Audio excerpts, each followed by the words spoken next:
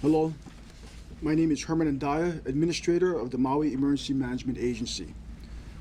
My thoughts and prayers continue to be with all of those who have been impacted by this tragedy. We too, within our extended Mima family, have been impacted by loss of loved ones, homes, and property. So we grieve with you and are fully committed to see all of us get through this together. The Mima Emergency Operations Center remains at Level 1, full activation, operating 24/7 in response to this unprecedented incident, leveraging the coordinated efforts of our whole of government, a whole community team of partners. We are working tirelessly with a focus on survivors and families of those who have been lost or who continue to be unaccounted for. Our objectives during the operational period are reflected in the missions that we've been working on during this time, including sheltering, feeding missions, points of distribution, family assistance centers, the restoration of utilities, medical missions in West Maui, search and recovery, identification of loved ones, the Disaster Assistance Response Center, the security of the impacted area, damage assessments, debris management, and donation management. We are profoundly thankful for the efforts and assistance of all participating partners at all levels of government, along with our private sector and community-based partners. Mahalo. This next question comes from Allison Blair with Hawaii News Now. Can you tell us when the Maui County EOC was activated for the Lahaina fire, and which agencies were there when the fire started moving toward the town Tuesday afternoon?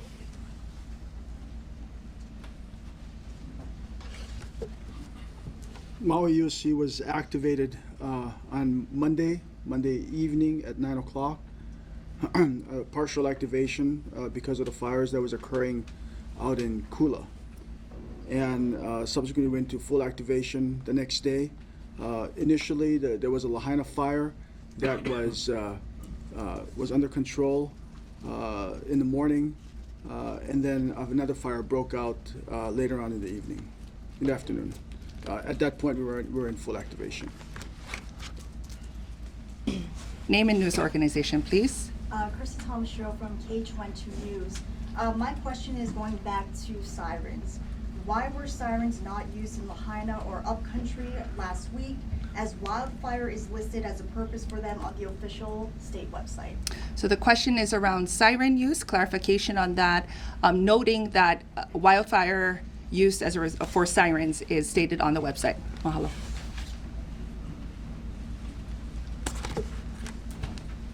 The state-owned outdoor siren system is a tool that we can use, and we've used in the past. However, in a wildland fire incident, the system has not been used, either in Maui or in other jurisdictions around the state. In this case, our internal protocol is to use WEA, which is the Wireless Emergency Alert System, and the EAS, the Emergency Alert System. The WEA sends alerts by text messages to cellular phones, and the EAS sends messages to both television and radio. Local notification system sends messages via text, voicemail, and our landlines.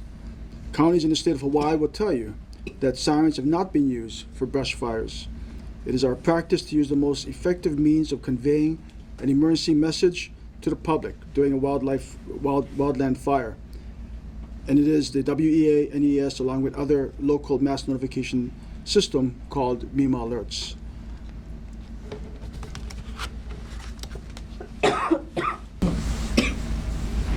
Very patient. We'll take the next question Thank here. you. Jonathan Vigliotti with CBS News. This question is for Mr. Andaya.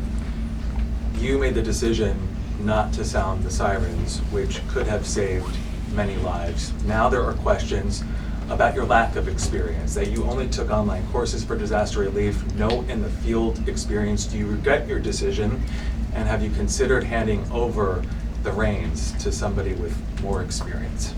So the question is around sirens as it relates to the disaster, and the question is for Herman.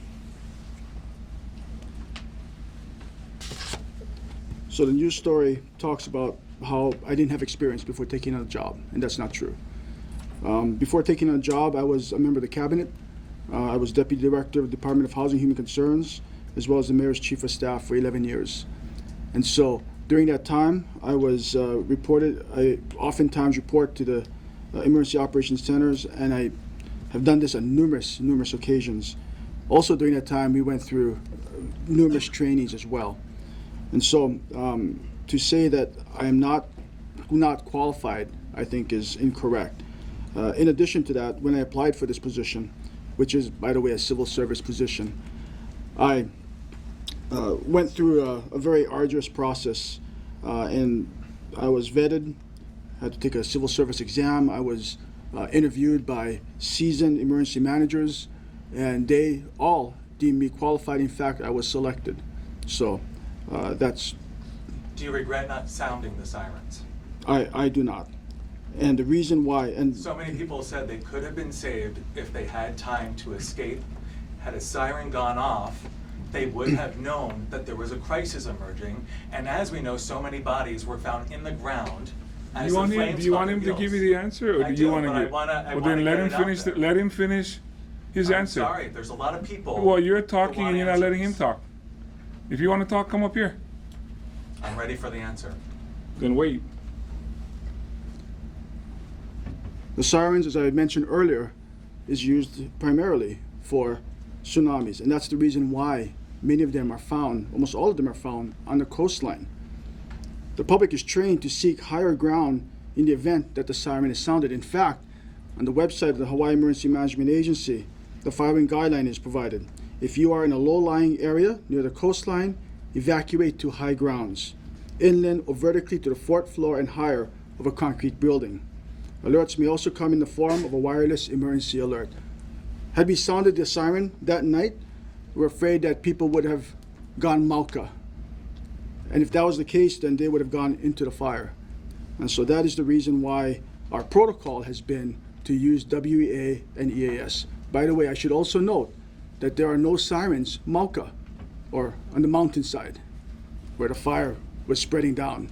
So even if we sounded the siren, it would not have saved those people on the mountainside, Mauka. I'm going to do another friendly reminder that we encourage aloha and kindness. Again, we appreciate the questions, but I would encourage all of us to operate under the values of aloha and kindness. So as you're asking the question, please respect the speaker who is responding and give them that space, just as they're giving you the space for you to ask your question. All right, I'll go right here. Thank you. Wendy Osher, Pacific Media Groups and Maui Now. My question is for Mr. Andaya. I understand that there was a bit of a break in communication between the county and the field. From what I understand, I'm not sure. When did it become apparent that people were in imminent danger for their lives? So the question is around what you are hearing is a disconnect between the county and the field, and when did it become apparent that something was truly going on? Mahalo.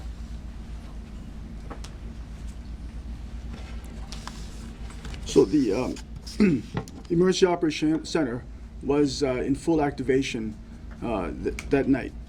And we had in our EOC representation from the fire department. And so they were in constant communications with the field.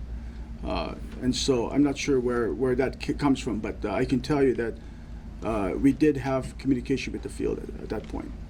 Okay, and when did you find out that people were in imminent danger? At what point? Was it immediately? It was immediately. It was so I was not there that night. I was in Oahu attending a conference. But what I was told by my staff that they received from the battalion chief that was in the EOC that their crews were being overrun, and so at that point we sent out the evacuation notices.